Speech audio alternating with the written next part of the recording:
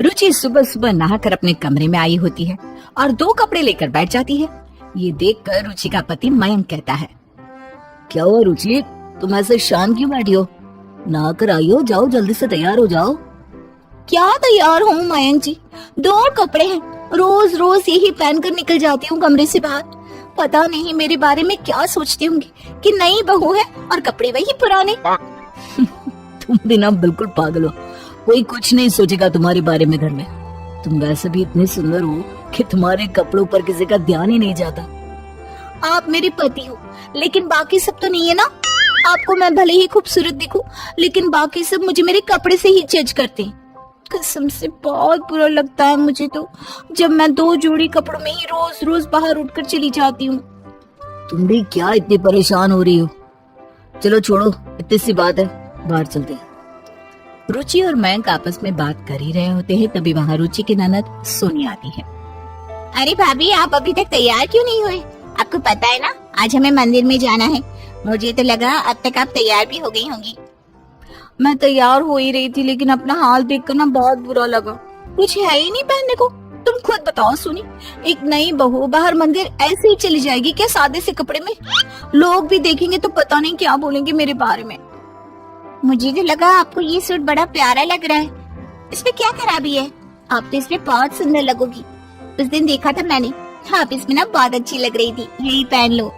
देखा रुचि, मैं पहले ही कह रहा था कोई तुम्हें जज नहीं करने वाला। तुम हर कपड़ों में अच्छी लगती हो, लेकिन तुम मेरी बात मान ही नहीं रही थी। अब तो मान गई ना, सोनी भी यही कह रही है। चलो अब इतना ज्यादा मत सोचो, जल्दी से तैयार हो जाओ, वरना तुम्हें लेट हो जाओगी और बाद में बोलोगी मैं लेट हो गई। मैं नहीं जा रही कहीं। आप दोनों भाई बहन को तो मेरा दुख दिखता ही नहीं है। अरे नहीं बहू, ऐसे कुछ भी पहन के चली जाए तो लोग तो बातें बनाएंगे ना। आप लोगों को तो फर्क पड़ेगा नहीं। मैं नहीं जा रही आपके साथ, जिसको जाना है खुद चले जाओ। अरे तुम तो गुस्सा हो गए। मैं ये बोल रहा था कि अभी चलो, मैं तुम्हें फिर नए कपड़े दिला दूंगा। जो तुम बोलोगी वो दिलाऊंगा, तब तो कोई परेशानी नहीं होगी ना। भैया कपड़े तो दिला ही रहे, और रही बात अभी क्या पहनने की, तो मेरे पास ना एक नया सूट पड़ा है, मैंने कभी नहीं पहना। शायद वो आपके लिए ही बना था। अभी मैं वो लेकर आती हूँ, आप वो पहन लेना, फिर तो कोई दिक्कत नहीं ना आपको। आप लोग इतना बोल रहे हो तो फिर मुझे क्या परेशानी होगी। ठीक है, मैं चल लेती हूँ, लेकिन याद से मयंक जी, मुझे दिला देना नया सूट।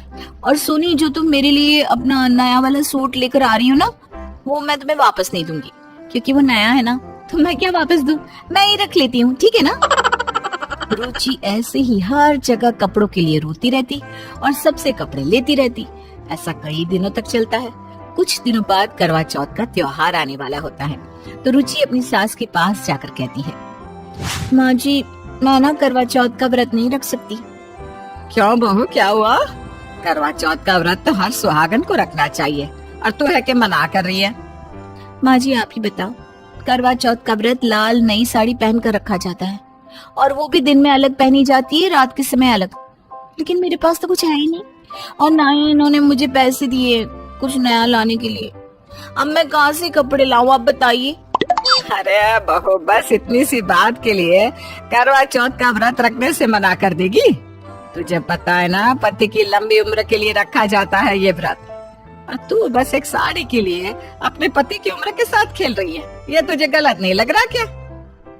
सही कह रही हैं आप माँ जी, लेकिन ये भी तो सही है ना कि लाल साड़ी ही सुहाग का प्रतीक होता है। अब जब मेरे पास वो साड़ी नहीं है तो मैं क्या करूंगी?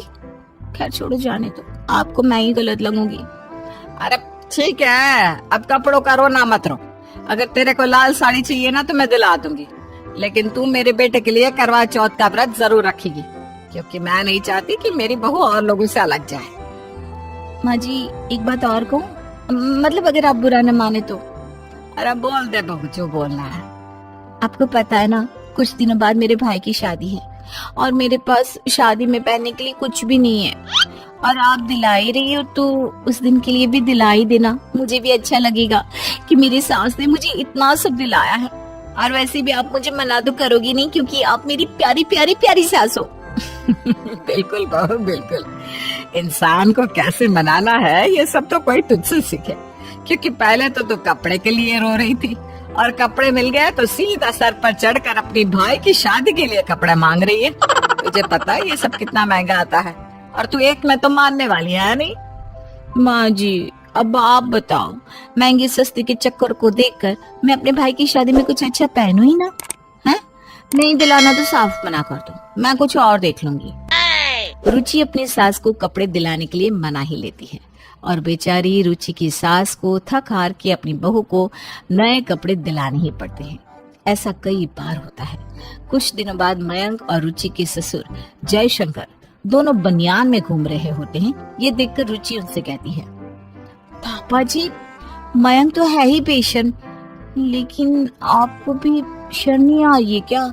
घर में एक बहू है, जवान बेटी है, और आप हो कि बेशर्म होकर बनियान में घूम रहे हो। थोड़ी तो शर्म रख लो। इसमें शर्म वाली क्या बात है? जब हमारे पास पैसे ही नहीं कपड़े खरीदने के, तो बनियान में घूमना ही पड़ेगा ना। और मुझे तो ऐसा भी लग रहा है कि आज बनियान में घूम रहे हैं, कल को नंगे घूमते नजर आएंगे हम दोनों। आप दोनों बैंक में अच्छी नौकरी करते हो और इतने पैसे कमा लेते हो कि कोई मांगने आ जाए तो देते थक जाओ, तो पैसे कम ना हो। और आप दोनों ये कह रहे हो कि पैसे नहीं है? अरे पागल किसे बना रहे हो? मैं भी इसी घर में रहती हूँ, सब देखती हूँ। बहू मयंक बेटा गलत कहाँ बोल रहा है? अब तुम खुद बताओ, सारे पैसे तो तुम्हारे नए नए कपड़े खरीदने में चले जाते हैं, फिर भी तुम्हारा रोना बंद नहीं होता। और हम यहाँ 2 शर्ट में पूरा महीना गुजार ले, फिर भी कभी शिकायत नहीं करते। और अब तो वो खरीदने तक के पैसा नहीं है। कोई बात नहीं रुचि, तुम इतना परेशान मत हो। हमारा क्या है, हम तो अपना काम बनियान में भी चला लेंगे, लेकिन हम तुम्हें ना रोज नए कपड़े दिलाएंगे। बिल्कुल, अब तो कोई परेशानी नहीं है ना तुम्हें? और अगर है तो पहले बता देना, हम बनियान पहनना भी छोड़ देंगे अब। अपने पति और ससुर की बात सुनकर रुचि का मुंह बंद हो जाता है और वो चुपचाप अपने कमरे में चली जाती है। अपने पति और ससुर को ऐसे कई दिनों तक बनियान में घूमते देखकर रुचि को काफी बुरा लगता है। और ऐसे ही कुछ दिनों बाद रुचि सबके पास जाकर कहती है, आप लोग सही कह रहे हो, मुझे बिना बात इतने कपड़े नहीं लेने चाहिए। मैंने सारी अलमारियां भर दी, फिर भी मेरे नए कपड़े लेने का भूत नहीं उतरा। मुझे माफ कर दो, अब आगे से ऐसे कभी नहीं करूंगी। हमारी मज़ीद इस तरह की स्टोरीज़ देखने के लिए हमारे चैनल को लाइक, कमेंट, सब्सक्राइब लाजिम करें।